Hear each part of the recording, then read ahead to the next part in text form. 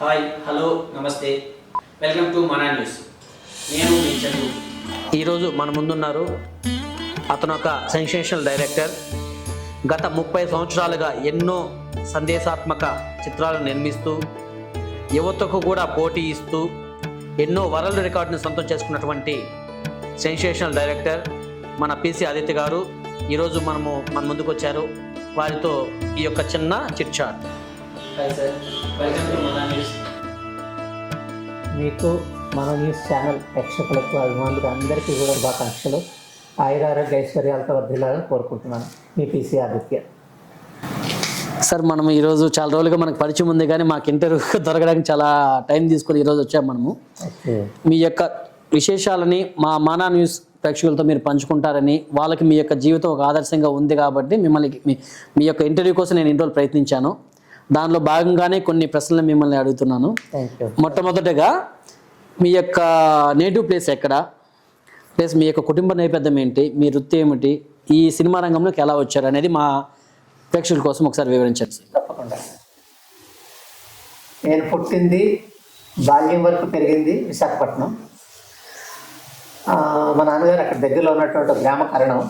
మేము 7 సంతానం, నేనే లాస్ట్. అందువల్ల నన్ను చాలా అల్లారు ముద్దుగా పెంచారు. ఆ ముద్దే నేను అనుకున్న డెస్టినేషన్కి ఈరోజు తీసుకొచ్చిందని అనుకుంటున్నాను. ఎందుకంటే నా మీద ఎటువంటి ప్రెషర్స్ ఉండేవి కాదు. సో విశాఖపట్నంలోనే డిగ్రీ కూడా పూర్తి చేయడం జరిగింది, ఆంధ్ర యూనివర్సిటీలో. ఆ డిగ్రీ చదువుతున్నప్పుడే నా అదృష్టం ఏంటంటే జర్నలిస్ట్గా నాకు అవకాశం వచ్చింది. Andhraprabha Indian Express group. So అది నాకు చాలా హెల్ప్ అయింది. 10 సంవత్సరాలు నేను జర్నలిస్ట్గా చేశాను. ఈ 10 ఏళ్లలో నాకు ఎన్నో పరిచయాలు కలిగినాయి, ఎన్నో విషయాలు నేర్చుకునే అవకాశం నాకు జర్నలిస్ట్గా దొరికింది. బహుశా ఆ ప్రభావమే నాకు సినిమాల మీద కూడా పడిందేమో. నేను ఏ సినిమా తీసినా కూడా ఖచ్చితంగా అందులో ఏదో మెసేజ్ ఉంటుంది. సార్, ఆ టైంలో మీరు జర్నలిస్ట్గా చాలా బిజీగా ఉంటారు కదా, ఆ జర్నలిస్ట్గా ఉండి కూడా మంచి సక్సెస్లో ఉండి ఈ సినిమా రంగానికి రావడానికి ఎనీ స్పెసిఫిక్ రీజన్ ఏదైనా అవుతాం? సినిమాలోకి ఎందుకు వెళ్ళారు సార్? నేను విశాఖపట్నం ఆంధ్ర యూనివర్సిటీలో డిగ్రీ చేస్తున్న టైంలోనే ఆంధ్రప్రభ ఇండియన్ ఎక్స్ప్రెస్ గ్రూప్లో నాకు జర్నలిస్ట్గా పనిచేసే అవకాశం వచ్చింది. సుమారు 10 సంవత్సరాల పాటు జర్నలిస్ట్గా నాకంటూ ఒక ప్రత్యేకత, నాకంటూ ఒక పేజ్ క్రియేట్ చేసుకునేటటువంటి అవకాశం ఆంధ్రప్రభ కల్పించింది. బట్ ఆ మార్గంలోనే నేను సినిమా పరిశ్రమ రావడానికి కూడా జర్నలిజం నాకు హెల్ప్ అయింది. ఎందుకంటే అప్పటికే విశాఖపట్నంలో లో బడ్జెట్ చిత్రాలు కానివ్వండి, పెద్ద సినిమాలు కానివ్వండి, విపరీతంగా షూటింగ్స్ అయ్యేవి. ఆ షూటింగ్స్లో ముఖ్యంగా జంజాల్ గారు లాంటి గొప్ప దర్శకులను కలుసుకునే అవకాశం నాకు రావడం జరిగింది. అందువల్ల జర్నలిజం టు సినిమా అనేది ఒక ఇంట్రెస్టింగ్ జర్నీ. సినిమాలోకి రావాలని జర్నలిజాన్ని నేను విరామం ఇచ్చాను, వచ్చాను. బిగినింగ్లో కొన్ని కష్టాలు పడ్డా కూడా నాకంటూ గుర్తింపు తెచ్చుకున్నాను. నాకంటూ ఇండస్ట్రీలో ఒక ప్రత్యేకతను సంతరించుకున్నాను. దీని అంతటికీ కారణం నా పట్టుదల, నా నమ్మకం. అందుకే ఎంతో సేఫ్టీగా ఉన్న జర్నలిజాన్ని కూడా వదులుకొని కష్టాలు వస్తాయని తెలిసి కూడా నేను సినిమా ఇండస్ట్రీకి వచ్చాను. సో ఇది నా ప్రస్థానం. మీ యొక్క స్టార్టింగ్ మీ కెరియర్లో ఈజీగా మీకు అవకాశాలు వచ్చాయా లేదా బాగా కష్టపడ్డారా సార్? నేను పడ్డ కష్టాలు చెబితే చాలామంది ఇండస్ట్రీకి రారు, భయపడి. కాకపోతే ఆ కష్టాలు నాకు చాలా పాఠాలు నేర్పించాయి. కష్టాలనే ఇష్టపడ్డాను. ఆ ఇష్టపడమే ఈ రోజున ప్రపంచ స్థాయిలో నాకంటూ 10 దేశాల్లో గుర్తింపు వచ్చింది. పైగా మీరు తీసేటువంటి ప్రతి సినిమాలో కూడా కొత్త వాళ్ళని ఎక్కువ ఎంకరేజ్ చేస్తుంటారు, కొత్త వాళ్ళని తీసుకుంటూ ఉంటారు. కొత్త వాళ్ళతో అంటే మీకు ఆల్రెడీ ఏదైనా ఇష్యూస్ ఉంటాయి కదా సార్? కొత్త వాళ్ళంటే వాళ్ళకి యాక్టింగ్ రాకపోవడము, లేదంటే టెక్నికల్ పర్సన్ కూడా మీరు కొత్త వాళ్ళని ఇంట్రడ్యూస్ ఎక్కువ చేశారు మీరు ఎక్కువగా. దానికి ఏదైనా స్పెసిఫిక్ రీజన్ ఉందా సార్? ఒకటే, ఇండస్ట్రీలో నిలబడటానికి నేను ఎన్ని కష్టాలు పడ్డానో అన్నీ పడ్డాను. వాటిని దృష్టిలో పెట్టుకొని ఒక కొత్తవాడు సినిమా రంగానికి వస్తే ఎంత కష్టమో అనేది నాకు ప్రాక్టికల్గా తెలిసింది. కాబట్టి మరో కొత్తవాడు ఎవడైనా నా దగ్గరికి అవకాశం వస్తే మాత్రం డెఫినెట్గా నేను ఎంకరేజ్ చేశాను. అది నటినట్లు కావచ్చు, సాంకేతిక నిపుణులు కావచ్చు, గాయకులు, రచయితలు. 30 ఏళ్ల జర్నీలో నాకు తెలిసి ఒక 100 మందికి లైఫ్ ఇచ్చి ఉంటాను. ఓన్లీ నటినటులేనా లేదంటే టెక్నికల్ పర్సన్స్ వాళ్ళు సపరేట్? నా కెమెరామెన్లు కూడా కొత్త వాళ్ళని తీసుకొచ్చాను. వాటికి నెంబర్ 1 ఉన్నారు ఇండస్ట్రీలో. అలాగే రచయితలు, గాయకులు. చక్రి అనేటటువంటి ఒక సింగర్కి ఫస్ట్ అవకాశం ఇచ్చి హెడ్ ఫోన్ పెట్టింది నేనే. ఆ తర్వాత అబ్బాయి దగ్గర 90 సినిమాలు చేశాడు మ్యూజిక్ డైరెక్టర్. సో చక్రి ఎప్పుడు కూడా మా ఇంట్లో మాకు ముగ్గురు పిల్లలు, అతను ఒక కొడుకులాగా ఉండేవాడు మా ఇంట్లో. అమ్మ చేతి భోజనం కూడా వాడికి బాగా పనిచేశాడు, తిరిగాడు, గెలిచాడు. కాదు దురదృష్టం ఏంటంటే చిన్న వయసులో కాలం చేశాడు. యాక్చువల్గా మీరు సినిమా ఇండస్ట్రీలో చాలా మంది కలిసి పనిచేశారు. కృష్ణ గారితో పనిచేశారు, ఆర్ నారాయణమూర్తి గారు, బాలకృష్ణ గారితో పనిచేశారు. మాకు తెలిసిన కొంతమంది, ఇవి కాకుండా సీనియర్ ఆర్టిస్టులు ఎవరెవరితో మీరు వర్క్ చేశారు, అవి ఆ కొన్ని విషయాలు ఏమన్నా మాతో పంచుకుంటారా? తప్పకుండా. నా తొలి చిత్రమే ఒక సంచలనం, దాని పేరు పిల్లలు కాదు పిడుగులు. ఇది అవార్డు పర్పస్ కోసం ఆ రోజునే మేము చేయడం జరిగింది. ఇది 1993 సార్, 94 మార్చి 22 నాకు బాగా గుర్తు. పద్మాలయ స్టూడియోలో ఆ cinema opening, super star Krishna గారి క్లాప్, విజయనిర్మల గారి డైరెక్షన్, ప్రముఖ జర్నలిస్ట్ గంగాధర శాస్త్రి గారు నా పిఆర్ఓ. సో ఒక హేమీల మధ్య నా తొలి చిత్రం ప్రారంభమే. దిగ్గజాలే పెద్దవాళ్ళే. అప్పటి నుంచి కృష్ణ గారితో నా జర్నీ, ఆయన వెళ్ళిపోయే వరకు కూడా కలిసే ఉన్నాం, ఆయన ఫాలో అయ్యాము. కృష్ణ గారి నుంచి ఎన్నో నేర్చుకున్నాను కాబట్టి ఈరోజు కృష్ణ గారి శిష్యుడిగా మార్కెట్లో నిలబడగలిగాను. యాక్చువల్గా కృష్ణ గారి యొక్క సందర్భం వచ్చింది కాబట్టి అడుగుతున్నాను మిమ్మల్ని. కృష్ణ గారు చనిపోయినప్పుడు మొదటగా మీకు ఏమనిపించింది సార్? మీరు ఎలా బాధపడ్డారు, దాన్ని ఏ విధంగా స్వీకరించారు? ఇప్పుడు ఇవాళ నువ్వు ఎలా ప్రశ్నిస్తున్నావో, నేను కృష్ణ గారి ఇంటికి వెళ్ళేసరికి అక్కడ మీడియా కూడా ప్రశ్నించింది, మీరు ఎంత జర్నీ చేశారు కదా మీ బాస్ తోటి, ఏమైనా 4 మాటలు చెప్పండి అని. జనరల్గా నేను మైక్ చూస్తే ఎక్కువసేపు మాట్లాడతాను, బట్ ఆ రోజు నా గొంతు తెగలేదు. నా పరిస్థితి గమనించి మా మిస్సెస్ ఆ ఇంటర్వ్యూ పూర్తి చేశారు. తట్టుకోలేని పరిస్థితి. కృష్ణ గారు నాకు దేవుడు అయితే, విజయనిర్మల గారు దేవత, అంతే. మీరు ఈ యొక్క ఇండస్ట్రీకి వచ్చి దాదాపు 30 సంవత్సరాలు కంప్లీట్ అవుతుంది. ఈ యొక్క 30 సంవత్సరాల కాలంలో దీన్ని 3 భాగాలుగా డివైడ్ చేస్తే, మొదటి 10 సంవత్సరాల్లో మీరు ఎటువంటి కష్టాలు పడ్డారు, తర్వాత 10 సంవత్సరాలు మీరు మళ్ళీ కష్టాలే పడ్డారా, లేదంటే ఏమైనా సమస్యలు ఎదుర్కొన్నారా, తర్వాత వచ్చేటువంటి ఈ 3 భాగాలను డివైడ్ చేసి మా కోసం చెప్పండి సార్, మీ యొక్క ఈ సినిమా జీవితాన్ని మాత్రమే. నాకు గాడ్ ఫాదర్స్ ఎవరు లేరు. నా 2 కాళ్ళే నా జర్నీకి సపోర్ట్ చేశాయి. ఒక పక్క కుటుంబ బాధ్యత, భార్య, 3 పిల్లలు, ఇంటద్దె, చదువులు, వీటన్నిటికీ రెగ్యులర్ ఇన్కమ్ కావాలి. కానీ నాకు తెలియదు సినిమా రంగంలో రెగ్యులర్ ఇన్కమ్ రాదు అని. అది ఎప్పుడు తెలిసింది? ప్రాక్టికల్గా నేను దూకిన తర్వాత. సో ఎన్ని కష్టాలు పడ్డాము, ఎన్ని అవమానాలు పడ్డాము, హేళనలు పడ్డాము. మీరు సినిమా తీయలేరు అన్నవాళ్ళని చూశాను, కట్ చేస్తే మీరు మాత్రమే తీయగలరు అన్నవాళ్ళని చూశాను నేను. ఇది మా కష్టాలు నేను ఓపెన్గా ఎందుకు చెప్తున్నా అంటే, నా శ్రీమతి చాలా డబ్బుని ఇంట్లోకి వచ్చారు, మహాలక్ష్మి. అంటే వాళ్ళ ఆస్తి ఒక 100 ఎకరాలు. కానీ నేను దర్శకుడిగా నిలబడాలంటే నేను ఉద్యోగం చేయడానికి కుదరదు. మేడం జాబ్ చేసి నన్ను స్టార్టింగ్ 10 years మీరు ఎదుర్కొన్నవి అదే.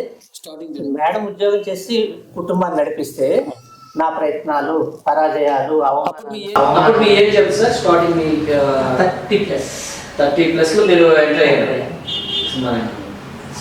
సో ఈ కష్టాలు ఎందుకు ఇంత ఓపెన్గా మన ఛానల్, మన న్యూస్ ద్వారా చెప్తున్నారంటే, ఇటుపైన ఇండస్ట్రీకి వచ్చేవాళ్ళు ఎవరైనా సరే కొంత బ్యాక్గ్రౌండ్ చూసుకోండి ఆర్థికంగా, లేకపోతే నాకంటే ఎక్కువ కష్టాలు పడాల్సి వస్తుంది. సెకండ్ 10 years లో మీరు రైట్. ఈ ముందు ఉన్నటువంటి 10 years స్ట్రగులింగ్ ఏదైతే ఉందో, కష్టాలు ఏవైతే ఉన్నాయో, నా ప్రయత్నాలు ఏవైతే ఉన్నాయో, అవి సెకండ్ అంటే 20 ఏళ్ళు, ఒక 10 సంవత్సరాలు ఎదురులేని రిజల్ట్స్ వచ్చాయి. కారణం ఏంటంటే సినిమా నిర్మాణంలో టెక్నాలజీ మారింది. నెగిటివ్ డబ్బాలు, రీల్స్, ఇవి పెద్ద పెద్ద కెమెరాలు, ఇవి అక్కర్లేకుండా డిజిటల్ టెక్నాలజీ వచ్చింది సినిమా రంగానికి. దాన్ని కూడా నేను నేర్చుకున్నా, ఎలా తీయాలి, డిజిటల్ కెమెరాలు వాడి ఎలా తీయాలి. పెద్ద కెమెరాలు వాడేసాను కదా, నాకు ఆల్రెడీ పెద్ద పెద్ద నటీనటులతో మీరు ఆల్రెడీ చేశారు. అందులో అదృష్టం, నా ఫస్ట్ కెమెరా కూడా పద్మాలయది, సూపర్ స్టార్ కృష్ణ గారికి సూపర్ హిట్ ఇచ్చిన కెమెరా వాడాను. సో అది కూడా నాకు అదృష్టమే. సో ఈ సెకండ్ 10 years ఏదైతే ఉందో, డిజిటల్ టెక్నాలజీ వచ్చేసరికి తెలుగు ఇండస్ట్రీలో అతి తక్కువ ఖర్చుతో, తక్కువ వర్కింగ్ డేస్తో సినిమాలు 6.5 లక్షల్లో 2 గంటల 20 నిమిషాల సినిమా తీశానంటే అంతే, అన్బిలీవబుల్. ఇప్పుడు ఎవరు చేయలేరు. ఇప్పుడు కోట్లు ఖర్చు పెట్టినా కూడా కంప్లీట్ కాకుండా ఉండి చాలా వరకు మూలపడిపోయింది సినిమా. అది నాకు ప్లస్ అయింది, చాలా ప్లస్ అయింది అది. ఎందుకంటే నా ఇండస్ట్రీలో టాక్, అబ్బా ఇంత తక్కువలో తీస్తున్నాడు ఈయన వెళ్ళొచ్చు. సో అలా సంవత్సరానికి ఒకటి రెండు డిజిటల్ టెక్నాలజీలో సినిమాలు తీయగలిగాను. ఓకే. ఇది నాకు ఫీడింగ్ ఇచ్చింది. ఓకే. ఒకటి. రెండోది వర్క్లో బిజీ అయ్యాను. సో ఈ 10 ఏళ్ళు మర్చిపోయా. మొదటి 10 ఏళ్ళు ఏదైతే కష్టాలు పడ్డానో, కన్నీళ్ళు తుడుచుకున్నామో, ఆకలిని భరించామో, ఆకలి అంటే గుర్తొచ్చింది నాకు. ఇది ప్రేక్షకులు గమనించాలి. నేను నా భార్య 3 పిల్లలు బ్రతకాలి అంటే 2 పూట్ల తింటే పిల్లలకి సరిపోదని మేమిద్దరం ఒక పూట తినేవాళ్ళం. మీకు ఇంతకంటే ఆకలి ఎవరికి తెలియదు. ఇప్పుడు నమ్మకపోవచ్చు నేనున్న పొజిషన్లో, బట్ ఇట్స్ 100% ట్రూ. అలాగే ఫీజులు కట్టలేని పిల్లలు ఎవరు నిలబడండిరా అంటే స్కూల్లో మొట్టమొదటిసారి నిలబడింది మా 3 పిల్లలే. టైంలో చాలా సఫర్ అయింది. అసలు ఇవాళ చందు నువ్వు ప్రశ్నిస్తున్నావు కాబట్టి నేను చెబుతున్నాను. చాలా ఈ విషయాలు, ఈ కష్టాలు ఇప్పుడు జనరేషన్కి నన్ను చూస్తున్న వాళ్ళకి తెలియదు. ఎందుకు తెలియదు అంటే ఇప్పుడు నేను నిలబడ్డ పొజిషన్ వేరు. నా అదృష్టం చూసిన వాళ్ళు ఎవరు కూడా ఓకే అన్ని ఇబ్బందులు పడి ఈ స్టేజ్కి వచ్చారని అనుకోరు. చాలా మంది తెలియదు. అవును సార్. ఓకే, నాతో ట్రావెల్ దగ్గరగా ఉన్న వాళ్ళకి తప్ప మిగతా వాళ్ళకి ఎక్కువ. వాళ్ళు లిమిటెడ్. వాళ్ళు మాత్రం ఇప్పటికీ అప్పటి నుంచి మీ ఫ్రెండ్స్ అలాగే జర్నీ చేస్తున్నారు సార్. జర్నీ చేసేవాళ్ళు అందులో ఇండస్ట్రీలో నాకంటూ ఆప్తమిత్రులు శివాజీ రాజా, అశోక్ కుమార్, గుండు హనుమంతరావు, హరీష్ అని మధుర బొంబేలో ఉంటున్నాడు. ఆ అబ్బాయి ప్రముఖ ఇది హీరో. ఇలా నాకంటూ ఆత్మీయులు కొందరు ఉన్నారు. అందరికంటే కూడా నాకు పెద్ద సపోర్ట్ మా సూపర్ స్టార్ కృష్ణ గారు. అంటే ఈ మాట ఎందుకు చెప్తున్నా, కృష్ణ గారు దూరం అయిన తర్వాత మళ్ళీ మీకు ఏదైనా బ్యాక్ బోన్ వేరే వాళ్ళు దాటిపోయాను. నేనే 10 మందికి బ్యాక్ బోన్ అయ్యాను కాబట్టి చాలా అక్కడ వరకు కృష్ణ గారి సపోర్టే నాకు ఒక లాంగ్ జర్నీ క్రియేట్ చేసింది నాకు చదువు. కృష్ణ గారితోనే కాకుండా ఆర్ నారాయణమూర్తి గారితో ప్లస్ కృష్ణాథ్ గారితో మీకు చాలా అనుబంధం ఉంది. వారితో మీకున్నటువంటి అనుభవం ఏంటి? ఆర్ నారాయణమూర్తి గారు నాకు ఎందుకు నచ్చుతాడంటే అత్యంత నిరాడంబరంగా ఉండేటటువంటి ఒక స్టార్ అండి, రెడ్ స్టార్. అంటే ఎందుకు ఇంత సింపుల్ చెప్తానంటే, ఒకసారి ప్రసాదాలకు కార్లో వెళ్తుంటే ఆయన నడుచుకుంటూ వెళ్తున్నారు. కారు ఆఫ్ చేసి అన్నయ్య ఎక్కడంటే ఎందుకయ్యా కాదు వెళ్ళి లోపల వస్తా కదా. అంత నిరాడంబరంగా ఉండడమే నేను నారాయణమూర్తి గారి దగ్గర నేర్చుకున్నాను. సేమ్ అదే అనుకుంటున్నాను సార్. మిమ్మల్ని చూస్తుంటే సేమ్ నాకు అదే గుర్తొస్తుంది. అలాగే చాలా సింప్లిసిటీ నన్ను అలాగే రిసీవ్ చేసుకుంటారు. ఒకటి. ఇక విశ్వనాథ్ గారితో అనుబంధం ఏంటంటే ఆయన సినిమాలు అన్నీ కూడా నాకు ప్రాణం. ఎన్నిసార్లు చూసుంటానో తెలియదు. ఒక శంకరాభరణం, సాగర సంగమం, స్వాతి ముత్యం, వీటన్నిటి ఇన్స్పిరేషన్ డ్రీమ్ ప్రాజెక్ట్ ఒకటి నేను రెడీ చేసుకున్నాను. That is Shankarabharanam 2. ఆ dream project Shankarabharanam 2. Okay sir, ఎప్పటికైనా మేము ఆ సినిమా మీ దగ్గర నుంచి వస్తానని మేము ఆశిస్తున్నాము. ఖచ్చితంగా. ఓకే సార్, దీనికోసం ఫుల్ స్క్రిప్ట్ మీరు చేసుకున్నారు కాబట్టి, రెడీగా ఉంది కాబట్టి, మీకు ప్రొడ్యూసర్ మంచి ప్రొడ్యూసర్ కంపల్సరీ ఈ ఇంటర్వ్యూ చూసిన తర్వాత ఎవరో మేము కాంటాక్ట్ చేసి ఆ సినిమా మేము మీ ద్వారా కంప్లీట్ అయ్యి మా ముందుకు వస్తుందని మేము ఆశిస్తున్నాము. ఈ సందర్భంగా నేను మన న్యూస్ ద్వారా తెలంగాణలో ఉన్నటువంటి సినీ పెద్దలందరికీ కూడా నేను ఒక విజ్ఞప్తి చేస్తున్నాను. ఒక్కసారి కాంతారావు గారి జీవితాన్ని తెలుసుకోండి. అదొక పాఠం. ఆ పాఠం మీకే కాదు, ముందు ముందు తరాలకు కూడా అది ఉపయోగపడుతుంది. కాబట్టి అగ్ర నిర్మాతలు దీనికి స్పందించి ముందుకు వస్తే డెఫినెట్గా ఒక హిట్ సినిమాని, అది కాంతారావు గారి జ్ఞాపకార్థం అని చేయడానికి అవకాశం ఉంటుంది. నవంబర్ 16 ఆయన పుట్టినరోజు, మార్చి 22 ఆయన చనిపోయిన రోజు. ఈ రెండిట్లో ఏదో ఒక దానికి మనం జనంలోకి వెళ్ళాలని చెప్పేసి నేను కోరుకుంటున్నా. ఆ పరిస్థితి త్వరలోనే వస్తుందని నమ్ముతున్నాను. Thank you. ఇవి కాకుండా ఏదైనా వేరే ప్రాజెక్ట్స్ ఏదైనా మీరు భవిష్యత్తులో మీ దగ్గర నుంచి మేము ఆశించవచ్చు? ఒక డ్రీమ్ ప్రాజెక్ట్ ఉందండి. సుమారు 40 సంవత్సరాల క్రితం విడుదలైనటువంటి శంకరాభరణం సినిమా. అంతవరకు తెలుగు సినిమా కొంతవరకే పరిమితం. శంకరాభరణం ప్రపంచవ్యాప్తం చేసింది. సో దాన్ని కంటిన్యూస్ చేస్తూ పార్ట్ 2, శంకరాభరణం పార్ట్ 2 తీయాలని ఒక డ్రీమ్ ప్రాజెక్ట్ రెడీ చేసుకున్నాను. స్క్రిప్ట్ అంతా పూర్తయింది. కాకపోతే దానికి ఛాలెంజ్ ఏంటంటే, ఆ రోజుల్లో శంకరాభరణానికి మహాదేవన్ గారు లాంటి గొప్ప సంగీత దర్శకులు దొరికారు కాబట్టి అద్భుతమైన పాటలు ఈ రోజుకి వింటున్నాం. మళ్ళీ అంత గొప్ప సంగీత దర్శకుడు నాకు రావాలి. ఎందుకంటే శంకరాభరణం తీసినటువంటి నిర్మాత ఈరోజు లేరు, దర్శకులు ఈరోజు లేరు. కానీ వాళ్ళకి అంకితం ఇస్తూ నేను చేయబోతున్నటువంటి మహాయజ్ఞం శంకరాభరణం 2. ఇది మీ ప్రాజెక్ట్, నా dream project. Okay sir. Okay sir, ఈ యొక్క సినీ జీవితంలో మీకు బాగా నచ్చినటువంటి తీపి జ్ఞాపకం ఏంటి? అది బాగా తీపి జ్ఞాపకం ఏంటి, చేదు జ్ఞాపకాలు ఏంటి? ఏదైనా ఒకటి హైలైట్ అయినటువంటి ఇలాంటి సిచ్యువేషన్ నాకు వచ్చుండకూడదు అనుకున్నటువంటి చేదు జ్ఞాపకం ఏంటి? ఇలాంటి సిచ్యువేషన్ నాకు బాగా మంచి పేరు తెచ్చింది, మంచి ప్రోత్సాహం ఇచ్చింది అనేటువంటి జ్ఞాపకం ఏంటి మీకు? మర్చిపోలేని స్వీట్ మెమరీ, నాసిక్లో father of Indian cinema Dada Phalke పుట్టిన ఊరది. అక్కడ నన్ను సన్మానించడం, దాదా ఫాల్కే మెమోరియల్ అవార్డు ఇవ్వడం అనేది ఇప్పటికే కాదు ఎప్పటికీ కూడా నేను మర్చిపోలేనటువంటి గొప్ప పురస్కారంగా నేను భావిస్తున్నాను. కారణం ఏంటంటే ఆ రోజు ప్రపంచవ్యాప్తంగా 10 మంది దర్శకులను వాళ్ళు సెలెక్ట్ చేసి ఇన్వైట్ చేసి హానర్ చేస్తుంటే, నేను తెలుగువాడిని, ఎక్కడో సౌత్ ఇండియా నుంచి వచ్చాను, నన్ను ఎప్పుడో పిలుస్తారులేని ధీమాగా కూర్చుంటే ఫస్ట్ నన్నే పిలిచారు స్టేజ్ మీదకి, నన్నే హానర్ చేశారు. చేస్తూ is a magician of the movies అని చెప్పేసి వాళ్ళు అనౌన్స్ చేశారు. అంతకంటే ఘనత ఇంకేం కావాలి? సో ఇప్పటికీ మా ఇంట్లో ఎన్ని 100 అవార్డులు ఉన్నా కూడా నాకు ఎప్పుడు తీపి జ్ఞాపకం దాదా ఫాల్కే మెమోరియల్ అవార్డ్. అది నాకు చాలా గ్రేట్గా అనిపిస్తుంది. చేదు జ్ఞాపకం సార్? చేదు జ్ఞాపకం అది చెప్తుంటే కొంచెం బాధ అనిపిస్తుంది, కానీ చెప్పక తప్పదు. ఎందుకంటే ఇండస్ట్రీని నిరంతరం నిర్విరామంగా ఏలుతున్నటువంటి నటసింహ నందమూరి బాలకృష్ణ గారు, ఆయనతో సినిమా చేసే అవకాశం నాకు వచ్చింది. ఒక వ్యక్తి వెళ్ళి చెప్పాడు బాలయ్య బాబుకి, ఆయన మంచి సబ్జెక్టులు ఉన్నాయి వినండి బాబు, మీకు నచ్చితే ఆయనకి ఛాన్స్ ఇవ్వండి, లేకపోతే లేదు అంటే ఆయన ఎమ్మటే పిలిపించారు. ముందు రామోజీ ఫిలిం సిటీకి రమ్మన్నారు, వెళ్ళాము. నన్ను నేను ఏదో పరిచయం చేసుకోపోతుంటే ఇక్కడ వద్దు ఇంటికి వచ్చేసే అన్నారు. ఆ మన్నాడే ఇంటికి వెళ్ళాము. వెళితే 6 గంటలో చెప్పాలి ఆదిత్య స్టోరీ అని చెప్పేసి ఒక డెడ్ లైన్ పెట్టారు నాకు ఆయన. 30 మినిట్స్. నాకు ఎక్కడో కాన్ఫిడెన్స్, 30 కాదు 90 నిమిషాలు కూర్చోబెట్టొచ్చు ఈయన్ని అని చెప్పేసి కథ చెప్పడం మొదలుపెట్టా. 2 గంటల సేపు విన్నారు ఆయన కథ. కూర్చొని 30 మినిట్స్లో వెళ్ళాలనుకున్న కథని 2 గంటల సేపు విన్నారు. ఫైనల్గా ఆయన లేచి నిలబడి, అద్భుతంగా ఉంది కదా, నేను ఈ సినిమా చేస్తున్నాను, మంచి ప్రొడ్యూసర్ని తెచ్చుకోండి. ఆ రోజున ఆనందానికి అవధులు లేవు. కానీ దురదృష్టం ఏంటంటే నాకు అంతవరకు కమర్షియల్ హిట్స్ లేవు కాబట్టి అంత పెద్ద ప్రాజెక్ట్ బాలయ్య బాబుతో చేయాలంటే ఏ నిర్మాత ముందుకి రాలేదు. అది ఇప్పుడే కాదు ఎప్పటికీ నాకు మర్చిపోలేనటువంటి ఒక బ్యాడ్ ఎక్స్పీరియన్స్ లాగా అనిపిస్తుంది. అయ్యో అంత పెద్ద హీరో నాకు ఛాన్స్ ఇచ్చారు, చేసుకోలేకపోయానే. ఇప్పటికీ నాకు అది కలుక్కుమంటుంటుంది ఇక్కడ. బట్ ఏదో ఒక రోజు మళ్ళీ ఆ మంచి మూమెంట్ వస్తుందేమో, బాలయ్య బాబు మళ్ళీ నాకు అవకాశం ఇస్తారేమో, చూద్దాం. ఆ ప్రాజెక్ట్ ఇప్పుడు ప్రెజెంట్ ఆగిపోయినా సార్, మరి చేయలేదా సార్తో? అసలు ముట్టుకోలేదు మేము, అది సబ్జెక్ట్ వరకే. ఓకే సార్, యాక్చువల్గా మీకు దాదాపుగా 200 అవార్డ్స్ పైన వచ్చాయి, 200 పైగా మీ అవార్డ్స్ వచ్చాయి. యాక్చువల్ సంవత్సరానికి ఒక అవార్డు వచ్చినా 200 సంవత్సరాలు దాటేస్తున్నది. అంటే మీకు నెలకి మినిమం 10 అవార్డులు పైన వచ్చినారు. ఒక్కో నెలలో 10 వచ్చిన, ఒక నెల 5 వచ్చిన, ఆ విధంగా వేసుకుంటే మీకు 200 రీచ్ అవ్వడానికి టైం పట్టేది.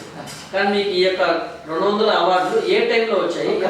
10 ఏళ్ల కాలం మాత్రమే. ఓన్లీ 10 ఇయర్స్లో 200 అవార్డ్స్ వచ్చాయి. ఎస్, సంవత్సరానికి యావరేజ్ మీరు అన్నట్టు 20, సంవత్సరానికి 20 అవార్డ్స్ వచ్చి ఉండొచ్చు. మీరు ఎంచుకునేటువంటి ఆ సబ్జెక్ట్స్ కూడా డ్యూరేషన్ తక్కువైనా డిఫరెంట్ కాన్సెప్ట్తో మీరు వస్తారు. ఈ మధ్యలో నేను చూసినటువంటి ఒక సబ్జెక్ట్ చూసాను సార్, రీసెంట్గా మీ దగ్గరికి రావడానికి ముందు నేను కొంచెం చూసుకొని యాక్చువల్గా మీ దగ్గరికి రావాలనుకున్నాను. ఇది కూడా నా ఫస్ట్ ఇంటర్వ్యూ కాబట్టి ఒక షార్ట్ ఫిల్మ్ ఒకసారి నేను చూశాను. డ్యూరేషన్ చిన్నదైనా దాదాపుగా 5 కంట్రీస్లో కంప్లీట్ చేశారు. 5 కంట్రీస్లో మీరు ఎలా చేశారని చెప్పి చాలా వరకు దాన్ని నేను దగ్గర వరకు చూశాను అన్నమాట. యాక్చువల్గా ఏమైనా సార్ ఏమైనా మ్యాజిక్ చేస్తారా, గ్రీన్ మార్ట్ ఏదైనా పెట్టి దాంట్లో షూట్ చేసి ఆ లొకేషన్స్ ఏమైనా ఇన్పుట్ చేశారని చెప్పి చూశాను. బట్ అటువంటి ఏమీ లేదు, ఒరిజినల్ లొకేషన్స్లో తీశారు. ఎలా సాధ్యమైంది సార్ అది? రైట్, దాని పేరు అదృశ్యం. ఆ కథ చాలా తమాషాగా రెడీ చేసుకున్నాము. అది మీరు అన్నట్టు షార్ట్ ఫిల్మ్ కాదు, అది పెద్ద సినిమానే. 90 నిమిషాల నిడివి, 90 మినిట్స్. అది 5 దేశాలు కవర్ చేశాం. దీనికి స్పిరిట్ ఏంటంటే, ఇన్స్పిరేషన్ ఏంటంటే, మనకు దురదృష్టవశాత్తు 2020లో లాక్డౌన్ వచ్చింది కరోనా వల్ల. ఆ సంవత్సరం, ఆ తర్వాత సంవత్సరం కూడా ఎవరూ షూటింగ్లు చేయలేని పరిస్థితి, బయటకు రాలేని పరిస్థితి. బట్ నాలో ఉన్న దర్శకుడు, నాలో ఉన్న క్రియేటర్ ఏం చేశాడంటే, ఒకటి గమనించాడు, ఆన్లైన్లో ఉద్యోగాలు చేస్తున్నారు, ఆన్లైన్లో పాఠాలు చెబుతున్నారు, ఆన్లైన్లో పిల్లలు చదువుకుంటున్నారు. ఒక డైరెక్టర్ అయ్యి ఉండి, ఇంత ఎక్స్పీరియన్స్ ఉండి, ఆన్లైన్లో నేను ఎందుకు డైరెక్ట్ చేయలేను? నేను ఇక్కడే ఉండాలి, హైదరాబాద్లోనే ఉండాలి. నేను అంటే మీరు లొకేషన్స్ మీరు వెళ్ళలేదు. It's true. ఇక్కడ నుంచి మీరు డైరెక్షన్ చేశారు. అదే కదా మరి, ఆన్లైన్లో వాడు ఎవడో పాఠాలు చెప్తున్నప్పుడు, ఆన్లైన్లో ఉద్యోగం చేస్తున్నప్పుడు నేను ఎందుకు సినిమా తీయలేను? నేను డిఫరెంట్, అసలు యాక్చువల్గా డిఫరెంట్ అనిపిస్తుంది. డిఫరెంట్ థాట్ అది. నాకు ఇతర దేశాల్లో చాలా మంచి మంచి ఫ్రెండ్స్ ఉన్నారు నన్ను సపోర్ట్ చేసేవాళ్ళు. వాళ్ళందరితో ముందు ఫోన్లో మాట్లాడాను నేను. ఇలా ప్రయోగం చేస్తున్నాను, నేను హైదరాబాదే ఉంటాను, కానీ మీరందరూ సపోర్ట్ చేస్తే ఒక సినిమా తీస్తాను. సరే సార్ మీరు ఏం చేయాలి చెప్పండి అంటే, ఇక్కడి నుంచి నేను లైవ్ ల్యాప్టాప్లో సీన్ డైరెక్ట్ చేసేవాడిని, స్క్రిప్ట్ పేపర్స్ ముందే పంపించేవాడిని. ఆర్టిస్ట్ టెక్నీషియన్ మొత్తం కూడా అక్కడ నుంచి ఎక్కడ వాళ్ళు అక్కడే. ఆ ఫ్యూచర్ ఫిల్మ్కి మీరు టెక్నీషియన్ కూడా మీరు ఏ కంట్రీకి ఆ కంట్రీలో తీసుకున్నారు సార్? ఇలాగా అమెరికా, లండన్, యుక్రెయిన్, ఇటీవల దాడిలో రష్యా దాడిలో నాశనం అయిపోయిన దేశం అది, కెనడా, కాంబోడియా, ఈ 5 కంట్రీస్లో మీరు కంప్లీట్ చేశారు, ఇంక్లూడింగ్ మన దేశం ఇండియా. ఢిల్లీలో నుంచి కొంత షూటింగ్ తీసుకున్నాను, బొంబేలో నుంచి కొంత షూటింగ్ తీసుకున్నాను. కాకపోతే ఇది మ్యాజిక్ ఏంటంటే సీన్స్ డివైడ్ చేశాను. స్క్రిప్ట్ ముందు రాసుకుని అమెరికాలో ఏ సీన్స్ తీయాలి, ఎలా తీయాలి, ఎక్కడ తీయాలి. ఎయిర్పోర్ట్స్ కూడా మాకు పర్మిషన్ వచ్చింది, అదృష్టం అది. ఇక్కడ ఎయిర్పోర్ట్ పర్మిషన్ జరగడం చాలా కష్టం. చిన్న డౌట్, సేమ్ ఆర్టిస్టులు పూర్తి చేసినటువంటి పూర్తి స్థాయి సినిమా అంటే ఫుల్ లెంత్ మూవీస్ ఏవే ఉన్నాయి సార్ మనకు పెద్ద సినిమాలు? తప్పకుండా. నా తొలి చిత్రం పిల్లలు కాదు పిడుగులు, 2 hours. ఇది ఏ ఇయర్లో సార్? 2004 జూన్ 11 రిలీజ్ అయ్యి. ఒక డేట్తో సహా గుర్తుంది. Okay sir. సో ఆ తర్వాత తీసినటువంటి కిట్టిగాడు, అంత పెద్ద పెద్ద ఆర్టిస్టులు చేశారు. సాయి కిరణ్, సురేఖవాణి, గౌతమరాజు లాంటి మంచి మంచి ఆర్టిస్టులు ఉన్నారు అందులో. అలాగే అమెరికాలో ఒక పూర్తి స్థాయి ఆంగ్ల చిత్రం తీయడం జరిగింది. పూర్తిగా అమెరికన్ స్లాంగ్లో చేసినటువంటి హాలీవుడ్ చిత్రానికి నేను పోస్ట్ ప్రొడక్షన్ డైరెక్టర్గా పనిచేశాను. ఆ సినిమా పేరు ది స్పైస్ ఆఫ్ లిబర్టీ. అందులో హీరోయిన్గా టీవీ నటి సుహాసిని చేసింది, హీరోగా కొత్త అబ్బాయి అజయ్ చేశాడు. ఇప్పుడు అజయ్ కూడా ఇప్పుడు ఓటీటీలో చాలా బిజీ అయ్యాడు. సో ఒక పూర్తి స్థాయి అమెరికన్ సినిమాకి పనిచేసే అవకాశం నాకు వచ్చింది. ఇంకో అదృష్టం ఏంటంటే టైటిల్స్లో అమెరికా జెండా ఎగురుతుండగా మా పేర్లు వేశారు. Okay sir, super, great honour. అలాగే ఇది ప్రేమ అంటే అని కేవలం 6.5 లక్షల్లో తీసినటువంటి అద్భుతమైన చిత్రం, లో బడ్జెట్. అది నాకు బాగా పేరు తీసుకొచ్చింది, అవకాశాలు తీసుకొచ్చింది. Super super sir. అలాగే భవిష్యత్తులో తీయబోయే ఫీచర్ ఫిల్మ్స్ ఎక్కువ ఉంటాయి, షార్ట్ ఫిల్మ్స్ తగ్గుతాయి. షార్ట్ ఫిల్మ్ కూడా ఎప్పుడైనా చేస్తే అది కూడా ఏదో సంచలనం అయితేనే చేస్తాం. Okay sir. కాబట్టి ఇప్పుడు నా దృష్టి అంతా కూడా పూర్తి స్థాయి ఫీచర్ ఫిల్మ్. యాక్చువల్గా మీరు తీసుకున్నటువంటి మీరు అనుకున్న ఫ్యూచర్ ఫిల్మ్స్లో ఎక్కువ సందేశాత్మక అటువంటి మెసేజ్ ఓరియంటెడ్ ఫిల్మ్సే ఎక్కువ తీసుకున్నారు. Any reason sir? ఈ కమర్షియల్ వైపు రాకుండా సేమ్ అవే తీసుకోవడానికి కారణం ఏంటంటే దర్శకుడికి కూడా సామాజిక బాధ్యత ఉండాలి నా ఉద్దేశంలో. దాంతోపాటు కమర్షియల్ హిట్స్ కూడా ఉండాలి అని తెలుసుకున్నాను నేను ఈ ప్రయోగాలు చేయటం వల్ల. సో భవిష్యత్తులో ప్రయోగాలు తగ్గిస్తాను, కమర్షియల్ సినిమాల మీద ఎక్కువ ఫోకస్ పెడతాను. ఆ ప్రయోగాలే మీకు ఇన్ని అవార్డ్స్ని తీసుకొచ్చి పెట్టింది అనుకుంటున్నాను. ఖచ్చితంగా సార్. మీరు ఈ యొక్క సుదీర్ఘమైనటువంటి ఈ యొక్క ప్రయాణంలో 30 years ఈ యొక్క ఫిల్మ్ ఇండస్ట్రీలో మీ ఫ్యామిలీ యొక్క సపోర్ట్ మీకు ఎలా ఉండేది? అంటే మేడం గారి నుంచి మీ సపోర్ట్ ఎప్పుడైనా మేడం గారు వద్దు వెనక్కి వచ్చేయమని చెప్పారా, లేదా మేడం గారు మీ సపోర్టింగ్ ఎలా ఉండేది? నా 30 ఏళ్ల సినీ జీవితంలో మొదటి 10 సంవత్సరాల్లో మేము ఎదుర్కొన్నటువంటి ఇబ్బందులకి నిజంగా నా స్థానంలో మరొక దర్శకుడు ఉంటే ఖచ్చితంగా ఇండస్ట్రీ నుంచి పారిపోయి ఉండేవాడు. ఈ మాట ఎందుకు చెప్తున్నానంటే ప్రతి మగాడి విజయం వెనకాతల ఒక స్త్రీ ఉంటుంది అని పెద్దలు చెప్పిన మాట. అది నాకు 100% నాకు దొరికినటువంటి అదృష్టం. నా భార్య మహాలక్ష్మి ఏ రోజు కూడా నన్ను డిస్కరేజ్ చేయలేదు. హిట్ ఇచ్చినప్పుడు పొగిడారు, ఫ్లాప్ ఇచ్చినప్పుడు ధైర్యం చెప్పారు. కాబట్టి అలా ఆ సుదీర్ఘమైన ప్రయాణంలో ఆవిడ పాత్ర చాలా ఉందని చెప్పేసి నేను గర్వంగా చెప్తున్నాను. నేనే కాదు, ఏ పురుషుడి విజయం వెనకాత స్త్రీ ఉంటుందో అతను ఖచ్చితంగా విజయాన్ని సాధిస్తాడు. అంతేకాకుండా నా పిల్లలు కూడా ఈ రోజుకి నా మీద ఎటువంటి బర్డెని పెట్టకుండా వాళ్ళుగా ఎదిగి, డాడీ నువ్వు ఎలా ఉన్నావో అలాగే ఉండు, నువ్వేం చేయదలుచుకున్నా అది చేయి అనేటటువంటి ఒక మోరల్ సపోర్ట్ నా భార్య పిల్లల నుంచి రావడం నా అదృష్టం. ముందుగా నా భార్య మహాలక్ష్మికి ఈ సందర్భంగా నేను కృతజ్ఞత తెలియజేసుకుంటున్నా.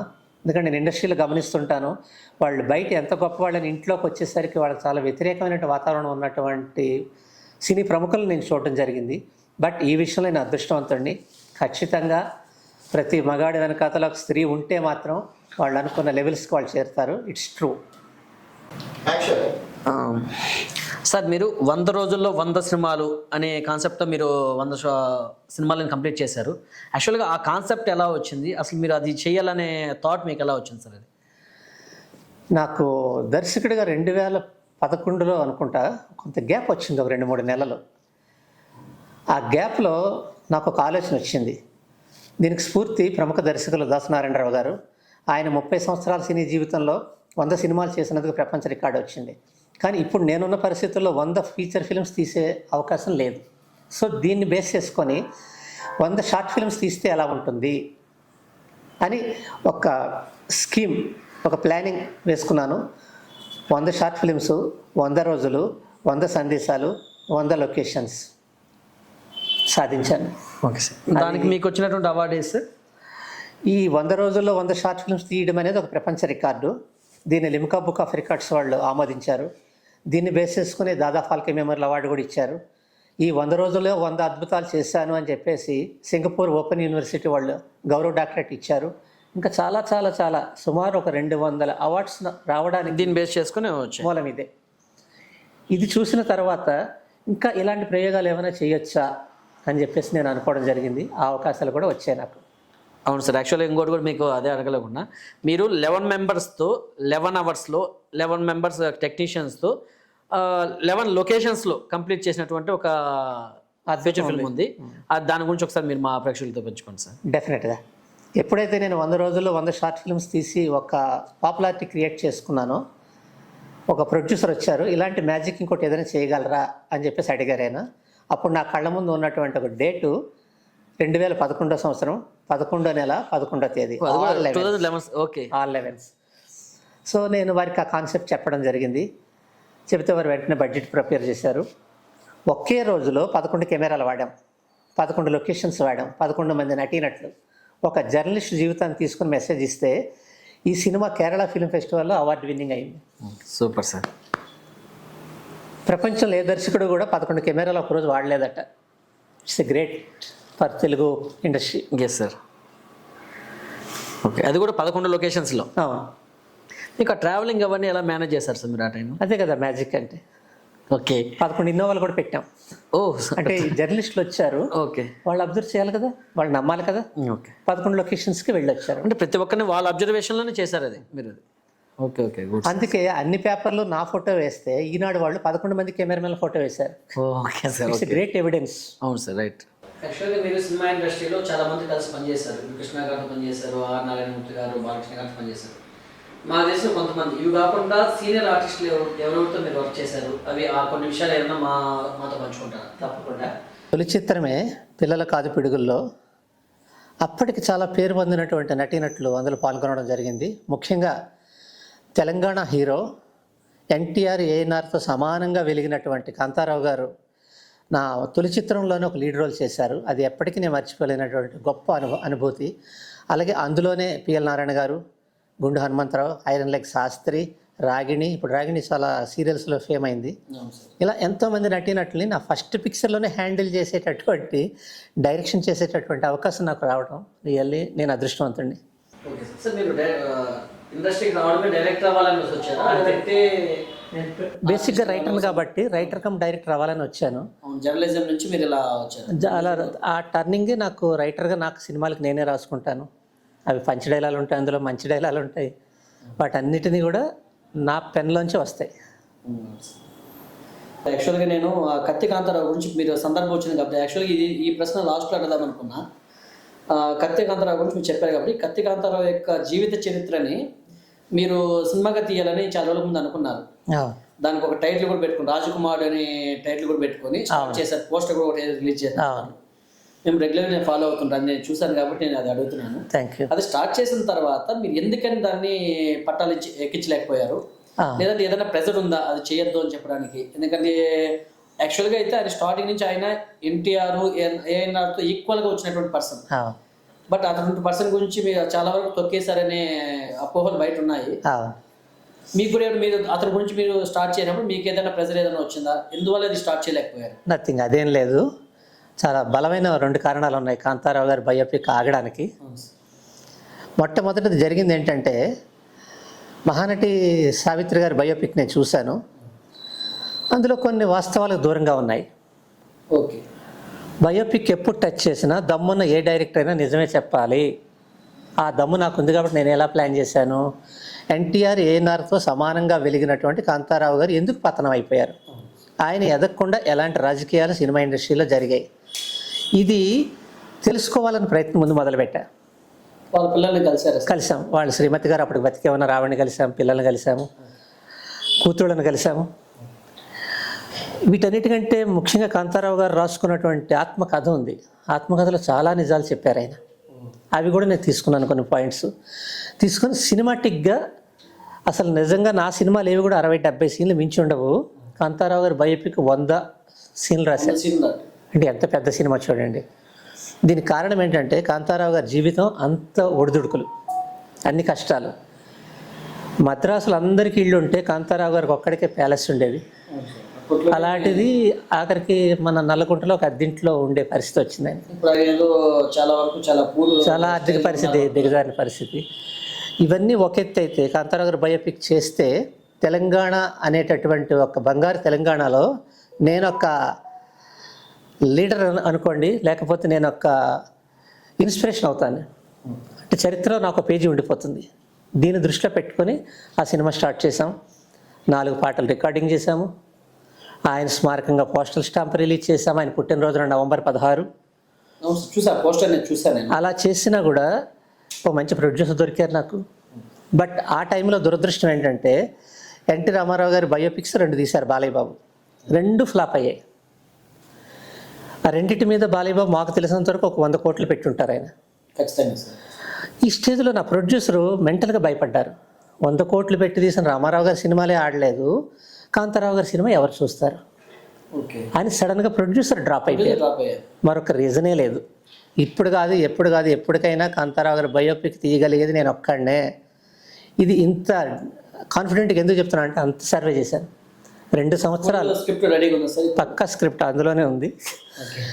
2 గంటల సినిమా చేయడం కోసం 2 సంవత్సరాలు స్టడీ చేశారు. ఆయన అక్కర్లేదు, ఒక్కటే చేయొచ్చు. ఇప్పటికీ దాని మీద నాకు ఆశ ఉంది, ఏదో రోజు చేస్తానని. సరైన ప్రొడ్యూసర్ దొరికితే తెలంగాణ సినీ అభిమానులకు ఒక కానుక కాంతారావు బయోపిక్. దీనికి మరో రీజన్ ఏంటంటే ఎలా ఉండాలో రామారావు గారు చెబితే ఎలా ఉండకూడదో కాంతారావు గారి జీవితం చెప్పింది. సో ఇండస్ట్రీకి వచ్చేటువంటి రేపటి తరానికి మీరు ఇచ్చేటువంటి సందేశం ఏంటి? రేపటి తరం ఖచ్చితంగా సినిమా రంగానికి రావాలి, కొత్త కథలు రావాలి, కొత్త ఆలోచనలు రావాలి, మేకింగ్ కూడా కొత్తగా ఉండాలి. బట్ ఇవన్నీ చేయాలంటే మీకు మానసికంగా మీరు చాలా బలంగా ఉండాలి. సో ఫైనాన్షియల్ ప్రాబ్లమ్స్ లేకుండా చూసుకొని ఇండస్ట్రీకి రండి. ఇది కొంచెం కష్టమే, కానీ ఇప్పుడున్న పరిస్థితుల్లో నిలబడడం అంత ఈజీ కాదు. దీనివల్ల మీరు ఇబ్బంది పడకూడదు, మిమ్మల్ని నమ్ముకున్న వాళ్ళు ఇబ్బంది పడకూడదు.